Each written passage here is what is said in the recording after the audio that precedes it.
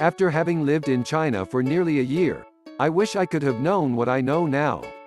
Yet, I realize that no amount of research or preparation could have possibly prepared me for the obstacles I would face during my year in China. I had to struggle to learn how to cope with said obstacles when abroad. Looking back, I am deeply thankful.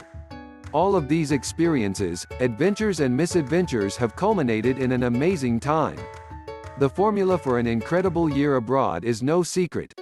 It's all a matter of perspective and seeing struggle as a way to grow. Approach this journey with an open mind and the ability to stand resolute against obstacles and adversity. You will emerge all the more wise and will create memories to last a lifetime. No matter where we are in the world or in life, there are bound to be struggles which come our way. Today, I'm going to expose 5 themes which represent my key struggles during the year.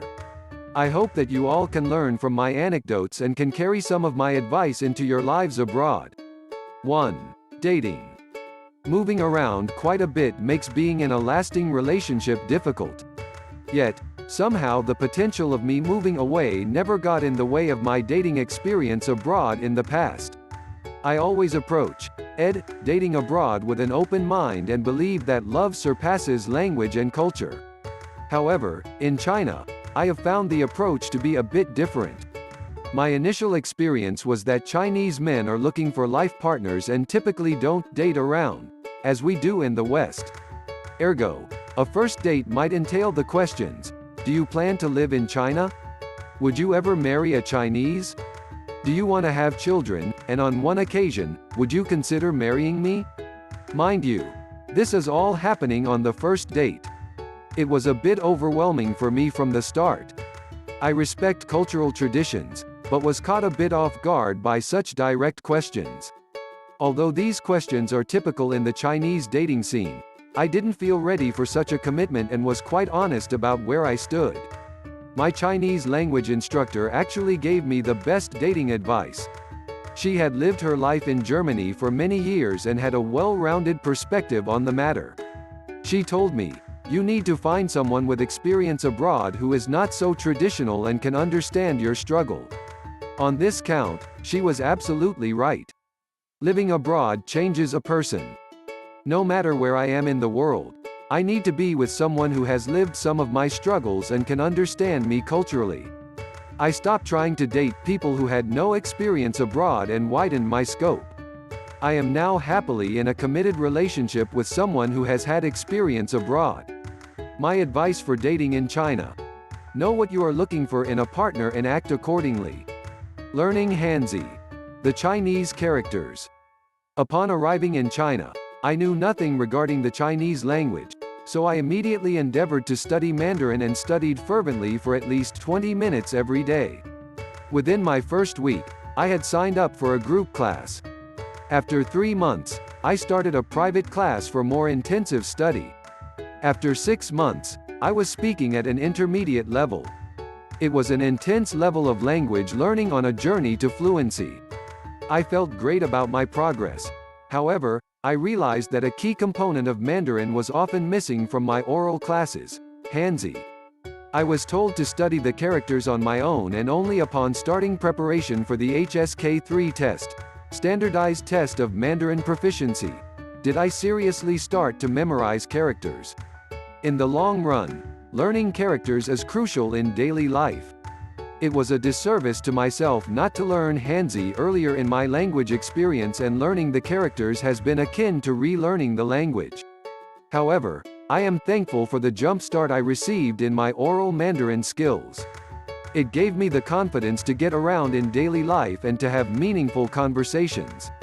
Learning characters is building the foundation for a sustainable life abroad, where I am able to read, write, book transport in Mandarin and to communicate clearly and efficiently. My advice for learning Hanzi in China: it's never too late to start. Sign up for a class or find a tutor and create language learning goals for yourself. It helps to have a language community for motivation. Learn to recognize the Hanzi whilst learning oral language. It will make your language learning experience more well-rounded and will empower you as an expat in China. 3. The Chinese workplace.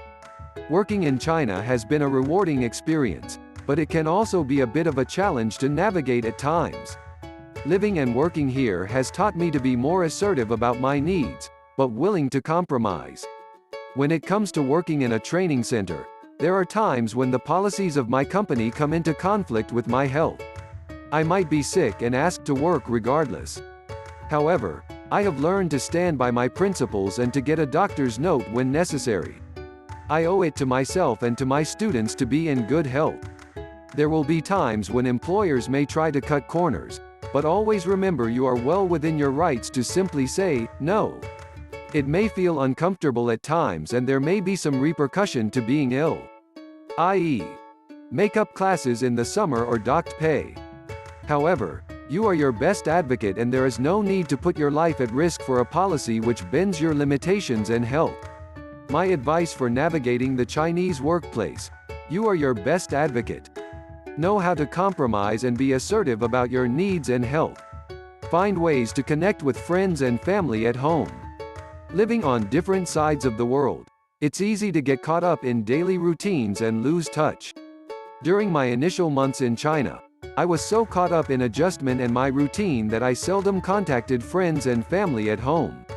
My VPN refused to work for a while and I fell into a bit of a slump. When I did message friends and family, the possibility of video chats was clouded by time zones, schedule conflicts and the business of daily life. I wanted to make a change, so I started arranging Skype appointments to chat with friends and family. I heard more from friends and felt more connected. I noted that it's important to have a solid plan and commitment to keeping an appointment when trying to stay in touch with family and friends. By marking a Skype on my calendar, I always keep my appointments and make a habit of keeping in touch. My advice for staying in touch: make a plan. Have clear communication and strive for consistency. 5. Enjoy your time abroad. This concluding point seems like a no-brainer. However, in my personal experience, it's easy to forget. In daily life, it can be typical to get weighed down by daily tasks, to dose and the logistical responsibilities of one's work. There were some days when I lost sight of what I wanted from my China experience. To counteract this, I began to write out my goals on paper and learn to celebrate the smallest of victories. The culmination of my first year in China was traveling China by myself without speaking a word of English. Language served as a window to local Chinese traditions and enabled me to bridge a gap of language and cultures. I was able to appreciate the landscape, the history and to understand the cultural traditions, which live on in modern-day China. Travel immensely helped my adjustment and always boosted my mood, motivation and instilled in me a greater appreciation for my city. Pursuing my passion of travel while living in China has given me more perspective on the world and a greater love of China and of its people. For this reason, I encourage all expats to find community and perspective. Pursue your passions. Your experience abroad will have its ups and downs, but don't let the foreignness of your environment stump your curiosity or your hobbies. The more time you can put into self-development, friendship and hobbies, the better balance you will have in your experience abroad. My advice for a fulfilling time abroad: climb that mountain, raft that river, visit coffee shops and local establishments. Create a China bucket list. Tour UNESCO heritage sites and lose yourself in the beauty that is China.